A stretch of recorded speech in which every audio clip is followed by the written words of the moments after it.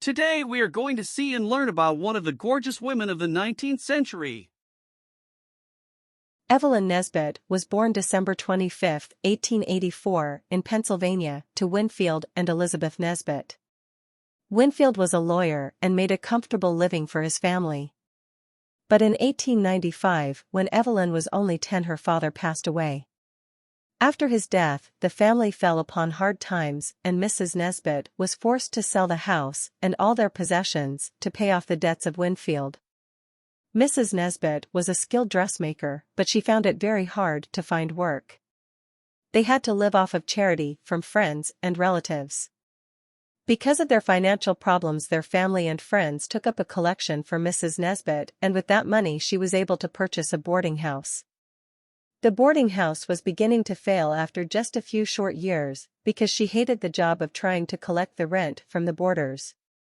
Finally, Mrs. Nesbit got tired of the boarding house and moved her family to Philadelphia in 1898. In Philadelphia, Mrs. Nesbit was able to find a job as a sales clerk at a store named Wanamaker's Department Store. She also arranged for her daughter, who was 14, and her son, who was 12, to get jobs at the same department store. They had to work at the store 12-hour days and 6 days a week. One day a woman that was an artist came into the store. She saw young Evelyn and thought she was a very beautiful young lady. She asked Mrs. Nesbit if her daughter would be able to pose for a portrait. This had a chance to help the family's income. She would have to pose for 5 hours, and for that 5 hours of work she would get paid $1, and $1 in 1898 is the equivalent in purchasing power to about $35.76 today. That helped the family financially. The lady artist began to recommend Evelyn to other professional artists, and as she began posing for other artists, Evelyn soon became everyone's favorite model. While Evelyn's mother was not very excited about her daughter being a model, Evelyn was loving earning so much money for just posing. Evelyn soon believed she could make a career out of being a model. Finally, Evelyn got her mother to let her follow her dream at being a model. Evelyn was producing the main income for the family. In June of 1900, Mrs. Nesbit decided to head for New York looking for a better paying job. She left Evelyn and her younger brother in the care of a family member. But life was just as hard in New York as it was in Philadelphia. Mrs. Nesbit could not find a job in New York either. Even though Mrs. Nesbit was not doing too well financially, but in November of 1900 she sent for her children so they could be with her. Mrs. Nesbit and her children shared a back room in an old building on 22nd Street in Manhattan. Artist friends in Philly urged Evelyn to get her mother try to make a contract with a well-known painter named James Carroll Beckworth. Beckworth found a lot of work for Evelyn with other important artists in the city. Very soon Evelyn became a very sought-after model all over the city. The next thing Evelyn knew, her face was on all of the popular women's magazines of that era. Magazines such as Vanity Fair, Harper's Bazaar, Ladies' Home Journal, and Cosmopolitan. All the advertisers were wanting Evelyn to be the one that would get customers to buy their products. She appeared on several different items including beer trays, tobacco cards, pocket mirrors, risque postcards, and many other items. Consumers wanted to drink more Coca-Cola if Evelyn was endorsing it. After taking part in all that advertising, Evelyn decided to try to make more money by trying her hand at showbiz. She also was growing tired of sitting for many hours in one position while posing. She landed a part at the Casino Theater on Broadway, starring as a chorus girl in John C. Fisher's renowned play, Florodora. After Florodora ended, Evelyn received the leading role in a production entitled The Wild Rose. It was during this time that Evelyn met a famous architect named Stanford White. He immediately took a liking to Evelyn. At the time Stanford met Evelyn, her mother had stated she was 16, but in reality she was only 14. Stanford began to slowly pursue Evelyn and Mrs. Nesbit at the same time. Mrs. Nesbit did not trust the 47-year-old's intentions because he was showing so much interest in her daughter. Mr. White had a very fancy apartment above the toy store, FAO Schwartz. Here Mr. White lived a lavish life, and the apartment was used for many parties that were attended by some of the elite of New York City. Evelyn and her friend Edna Goodrich were invited to have lunch there.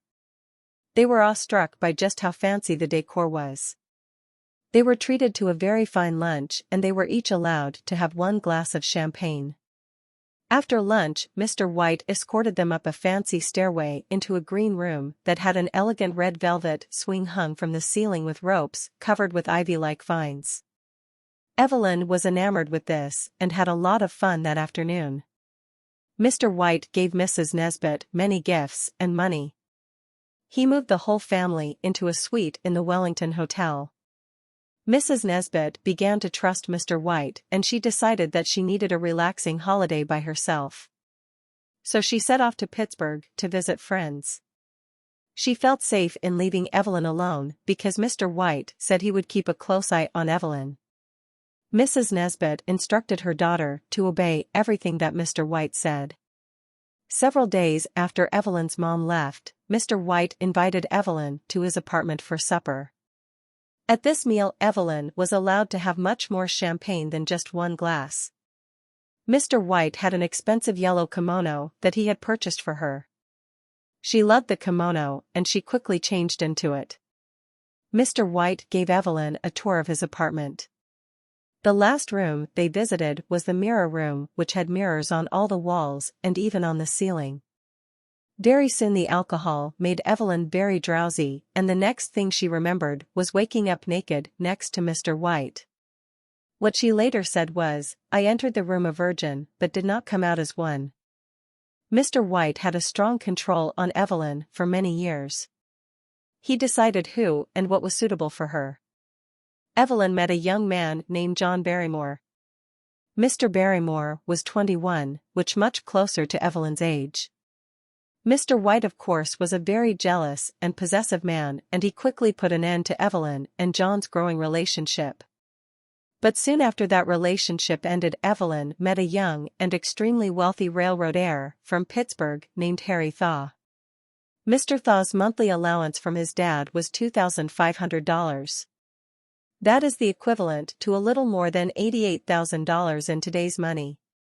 When Mr. Thaw's father passed away, his mother increased his allowance to $8,000 per month, and that is the equivalent to $282,000 today. Mr. Thaw was very enamored with Evelyn and watched her on stage more than 40 times.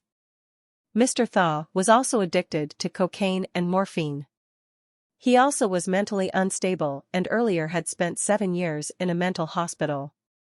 Mr. Thaw had a deep hatred for Mr. White because he was responsible for taking away Evelyn's virginity. He believed a woman should be a virgin until their wedding night. He vowed to make Mr. White pay for what he had taken away. After Mr. Thaw took Evelyn and her mother on a long trip to Europe, Evelyn finally gave in to Mr. Thaw's proposals because she longed for the financial security he could give her. They got married on April 4, 1905. After the wedding, they went to live at the family home in Pittsburgh.